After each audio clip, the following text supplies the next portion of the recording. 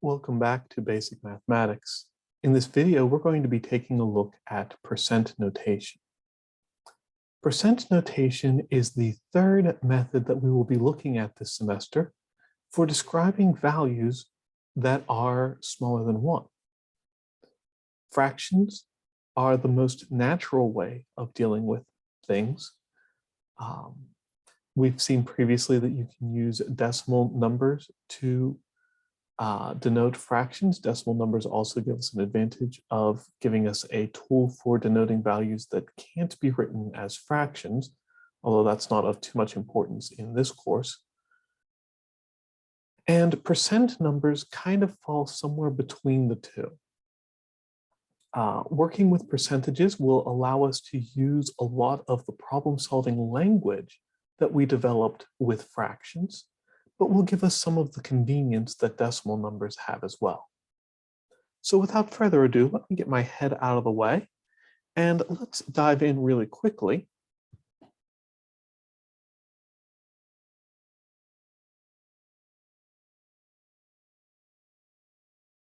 With a quick reminder on fractions and decimals. Given a number written as a decimal, you can take that number, take the digits that come after the decimal point, make them the numerator of the fraction, and then in the denominator of the fraction, it will start with a 1, and there will be a number of zeros equal to the number of digits after the decimal point. 0.75 is the same thing as 75 over 100. And from there, you can reduce the fraction. In this case, 75 and 100 both happen to be divisible by 25,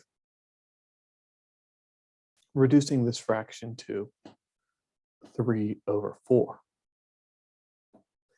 Given a number as a decimal, or as a fraction, trying to turn it into a decimal is a little bit more challenging, but still perfectly doable.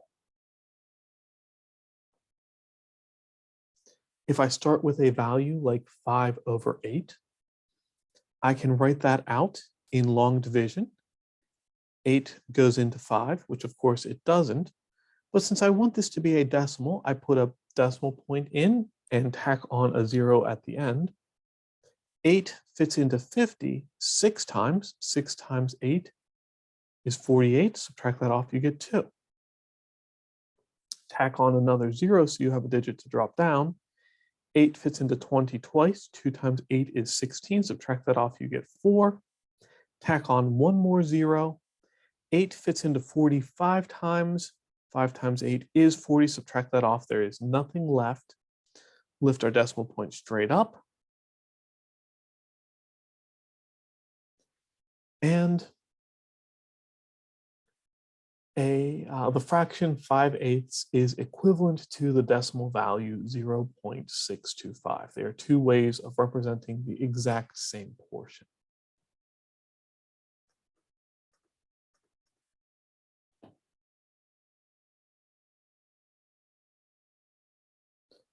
Now we move on to percent.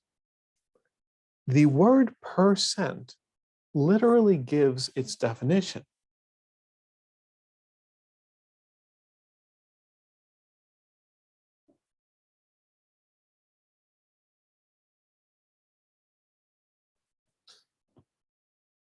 The word per,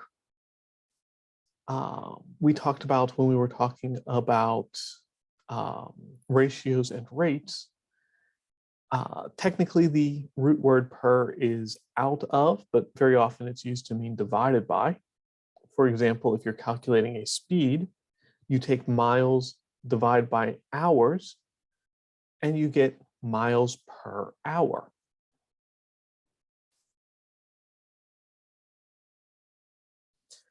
The word cent literally means 100.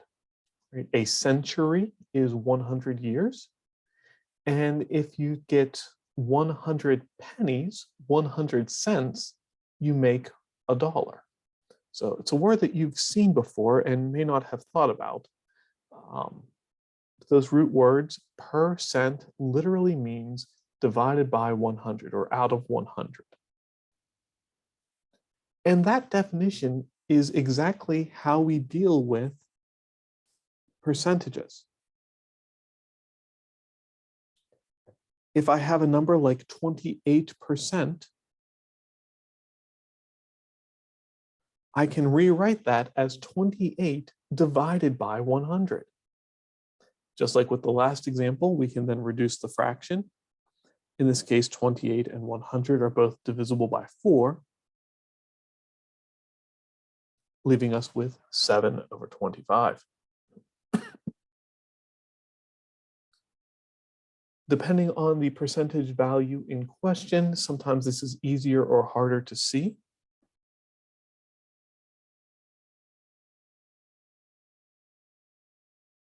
For example, you can have a percent that includes a decimal point in its value.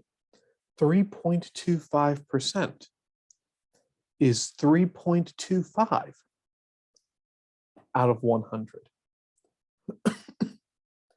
Now, to deal with this, you have to get rid of those digits after the decimal point. The easiest way is to multiply top and bottom by 100.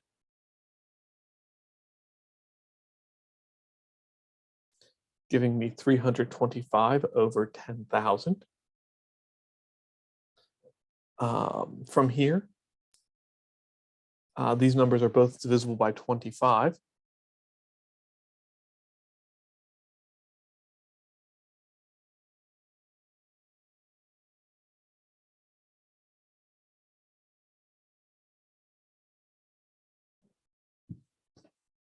And doing that division, you end up with 13 over 400. Each of these given a percent now.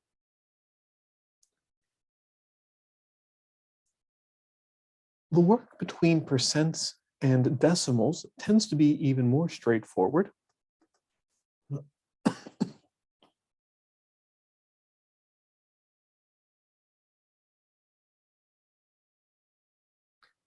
But the way that I want you to think about this is to go from a percent to a decimal. We're going to go through a fraction.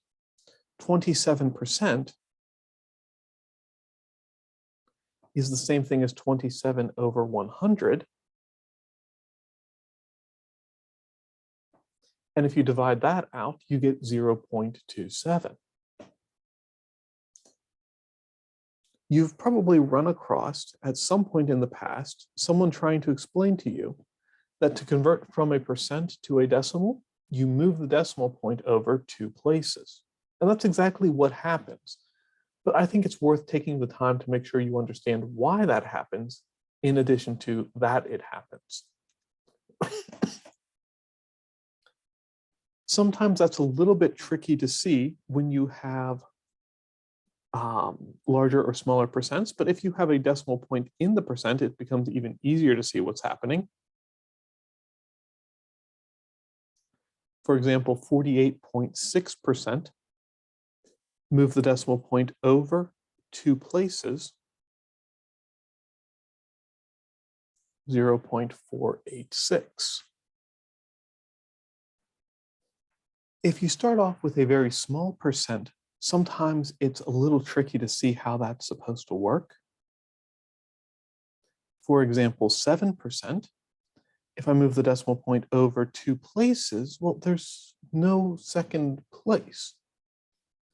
But you can always fill in an empty place value with a 0 without changing the value of a number. So 7 is the same thing as 0.7, which helps us identify that 7% is the same thing as the decimal 0.07. Most people find that dealing with larger percents is a little bit easier, but it is a little bit strange, so I want to mention before we move on, something like 225%. If I move the decimal point over 2 places, I get 2.25 as a decimal number. So when you have a percentage that's larger than 100 As a decimal number, that gives you a value larger than 1. Now that we have that in our bag of tricks, we can also move in the other direction. Given a decimal number,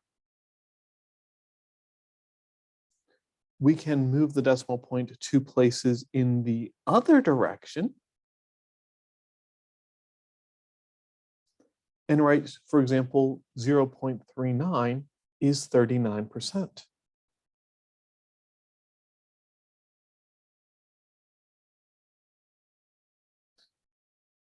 .721 is 72.1%.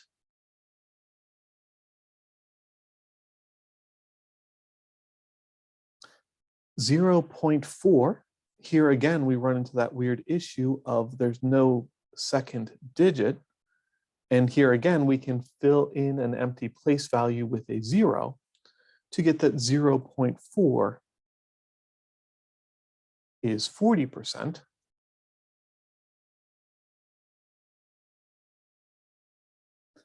And something bigger than 1, like 1.75,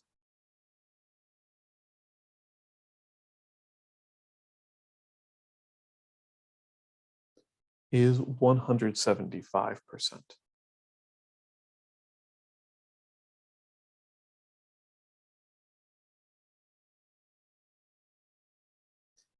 If you are starting with a fraction, sometimes it's obvious how to convert from a fraction to a percent. For example, 3/25. I recognize pretty quickly that 25 times 4 is 100.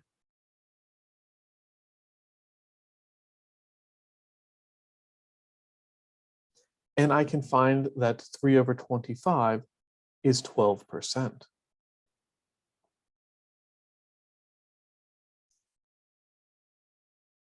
Sometimes that works, sometimes it does not. If you want to start with something like 5/8, it's not obvious how to multiply 8 times something and get to 100. In fact, it doesn't work out evenly. So instead, the trick for converting from a fraction to a percent is usually to start by finding the decimal. This is the problem we looked at earlier. 5/8 is the same thing as 0.625 as a decimal number. And then sliding that decimal point over 2 places, that's 62.5%.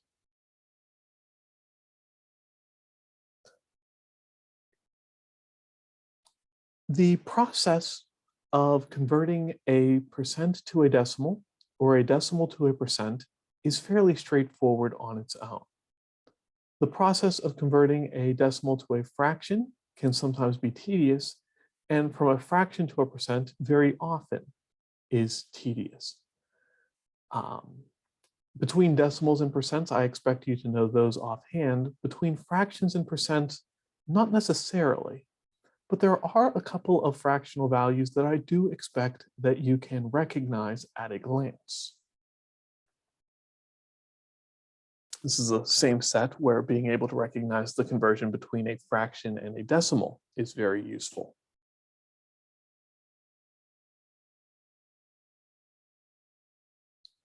One half is 0.5 or 50%. 1/4 is 0.25 or 25%. 3/4 is 0.75 or 75%. Then 1/3 is 0.3 repeating or approximately 0.33, which is about 33.3%, or exactly 33.3 repeating percent. Likewise, 2/3 is 0.6 repeating, which is approximately 0.6 I guess I used 3 digits, so I should have made that 0.333 and 0.667, or approximately 66.7%.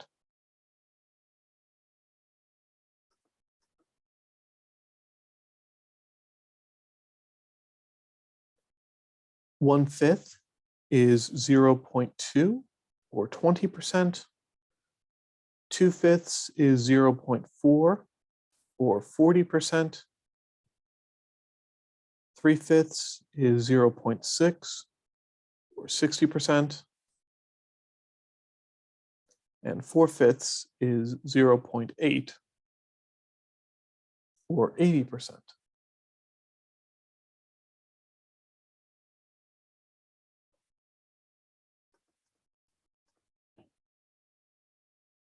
One-tenth is 0.1 or 10%. Two-tenths is just one-fifth. We already talked about that. Three-tenths is 0.3 or 30%. Four-tenths, five-tenths, and six-tenths we've already covered. So the next one we have to talk about is seven-tenths and nine-tenths.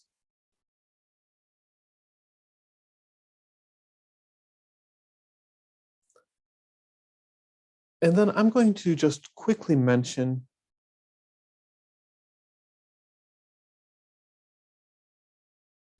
that 1/20th is 0.05 or 5%. It turns out that 5% is a very important fractional value in the study of statistics, so it's one that you should know offhand. And of course, 1/100 is 0.01 or 1%. I'm not going to worry about the rest of the fractions over 20 or over 100, but that's a nice list of decimals and percents whose conversions you should know offhand. They're fairly straightforward, they're fairly easy to calculate, but they come up so often in the world that knowing them is going to make doing arithmetic a lot easier on you.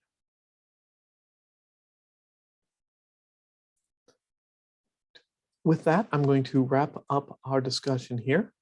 Try the practice problems related to percents, decimals, and fractions. And once you're comfortable with that, I'll see you in the next video.